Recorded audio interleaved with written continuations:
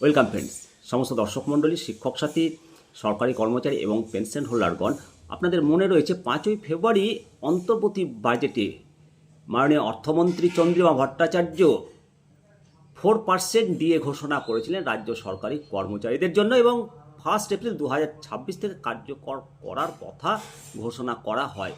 আজকে 9 এপ্রিল পার হয়ে গেছে, 10 এপ্রিল। আপনাদেরকে জানিয়েছিলাম যে 10 এপ্রিলের মধ্যে নির্দেশিকা প্রকাশ হতে পারে, কিন্তু 9 এপ্রিল পর্যন্ত কোনো প্রকার নির্দেশিকা প্রকাশ হয়নি। অ্যাকচুয়ালি জটিল জটে আটকে রয়েছে ডিএর নোটিফিকেশান বিষবাউ জলে। আজকে 10 তারিখ একটা সুযোগ রয়েছে ডিএর নোটিফিকেশান জারি হওয়ার, কিন্তু আজকে যদি এই নোটিফিকেশান হয় বা আরও দুদিন পরে হয়, তাহলে কিন্তু শিক্ষকরা এপ্রিল মাসের বেতনে ডিএ পাবে না। আর যদি নোটিফিকেশান না হয় তাহলে পাওয়ার তো গল্পই আসে না। বাস্তবে 1 এপ্রিল থেকে 10 এপ্রিল পর্যন্ত আজকে এই মুহূর্তে কোনো প্রকার বিজ্ঞপ্তি জারি হয়নি। এর ফলে সরাসরি এপ্রিল মাসের বেতনে প্রভাব পড়বে। নিয়ম অনুসারে প্রতি মাসের 2 থেকে 10 তারিখের মধ্যে সেকেন্ডারি স্কুলের প্রধান শিক্ষকরা বেতন বিল সাবমিট করেন। 9 তারিখ পর্যন্ত কোনো নির্দেশিকা না আসায় প্রধান শিক্ষকরা বাধ্য হয়ে 18% হারে ডিএ সাবমিট করেছেন। মে মাসের শুরু থেকে যে বেতন অ্যাকাউন্টে ক্রেডিট হবে তাতে এই 4% দিয়ে থাকছে না বলাই বাহুল্য। তবে নির্দেশিকা যদি বেরায় তাহলে কি হবে?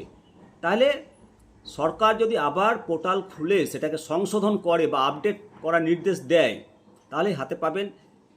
আর এখনও মানে HRMS পোর্টাল আপডেট যদি করে তাহলে এপ্রিল মাসের বেতনের সঙ্গে সেটা পেয়ে যাবেন।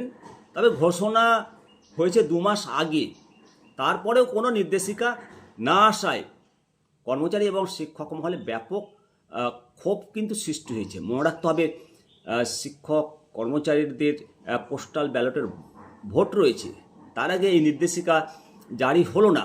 এর ফলে ক্ষোভটা হওয়াটা স্বাভাবিক। এবং এই যে দেরি, এই যে বঞ্চনা শিক্ষকদের ক্ষেত্রে 25% ডিএ নিয়ে নোটিফিকেশান জারি হলো, সেটা আন্ডার কনসিডারেশন রাখা হয়েছে, সেটাও হাতে পেল না। আর 4% ডিএ সেটাও হাতে পেল না।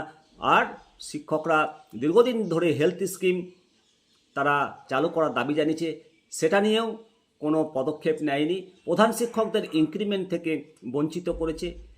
মোটের ওপর সব কিছুই একটা দুর্ভাগ্যের শিকারের মধ্য দিয়ে যেতে হচ্ছে সরকারি কর্মচারী, তার মধ্যে শিক্ষক শিক্ষিকাদের বেশি।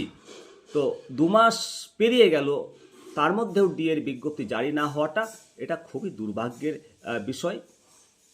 অবশ্যই আপনারা আপনাদের মতামত কমেন্ট সেকশনে করবেন। ভালো থাকবেন। পরবর্তী আপডেট নিয়ে আবার হাজির হব আপনাদের সঙ্গে। আমি শিবরাম সরকার, নিমতিতা দর্শন। জয় হিন্দ, বন্দে মাতরম, ভারত মাতা কি জয়।